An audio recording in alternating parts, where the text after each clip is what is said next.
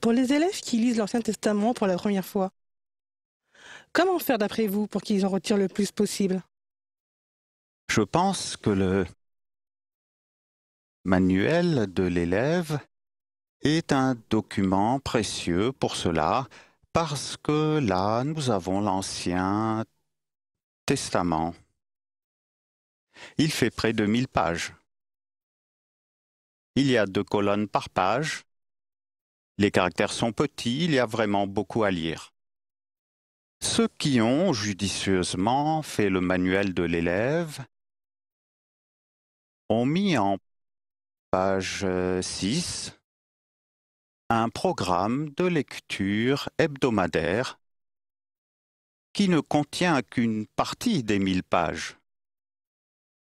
Par conséquent, si vous suivez le programme, vous avez une quantité de lecture plus petite à faire. C'est sélectif.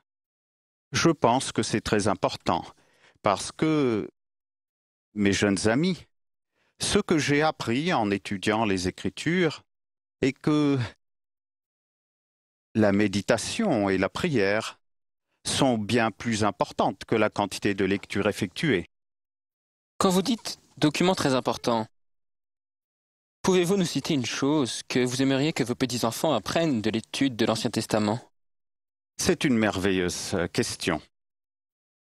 Je dirais que l'importance de l'Ancien Testament se trouve dans les commandements du Seigneur et les alliances qu'il a faites avec Israël.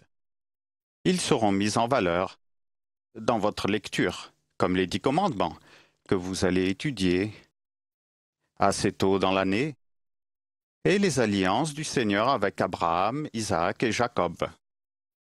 C'est très important pour notre vie religieuse aujourd'hui. Mais ce n'est qu'une petite partie, bien que très importante, de votre lecture. La plus grande partie de votre lecture de l'Ancien Testament contiendra les histoires anciennes qui font partie de notre culture. La lutte entre David et Goliath est une de mes préférées. Mais il y en a tant d'autres, comme la noblesse d'Esther et la grande foi et la fidélité de Ruth.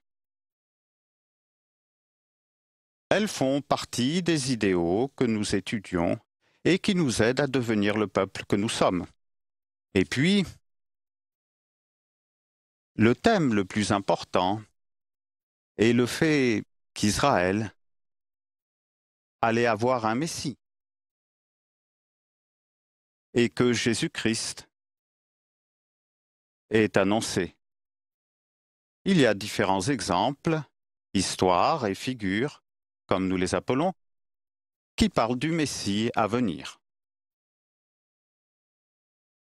C'est le plus important de l'Ancien Testament. Le Messie qui viendra sauver Israël et chacun de nous. C'est à cela que je voudrais que mes petits-enfants fassent attention dans leur étude. Il y a une autre chose à laquelle je leur recommanderais de faire attention. C'est la compréhension qui survient grâce à la lecture d'un verset. Et vous vous dites, oh, je ne savais pas que c'était là depuis si longtemps. Par exemple,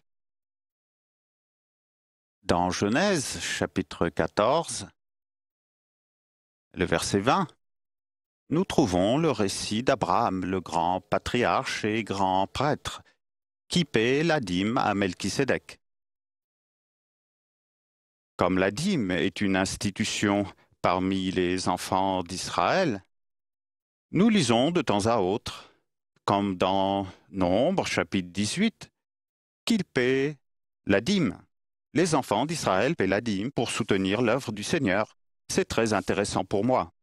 La dîme que nous avons, beaucoup d'autres églises chrétiennes ne l'ont pas et peuvent trouver cela étrange. Nous avons ici le moyen de leur dire que nous faisons ce que le Seigneur demandait aux anciens Israélites. Il y a un autre exemple que je voudrais que mes petits-enfants voient. C'est dans Deutéronome, le chapitre 22 au verset 5.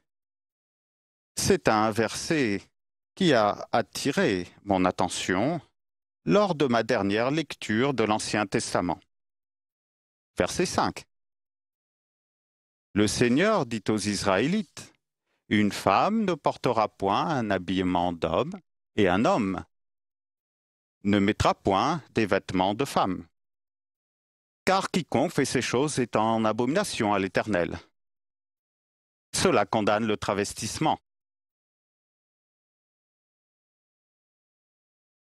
Voici un autre exemple que j'ai trouvé.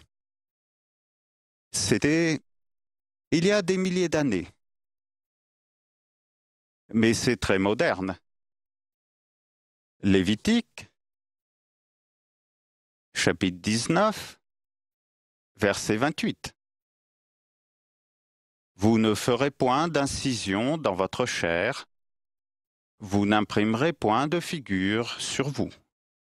Dommage pour les tatouages. Ce sont aussi les problèmes d'aujourd'hui. Les dirigeants de l'Église demandent aux gens de ne pas marquer leur corps, qui est le temple de Dieu, comme le dit Paul.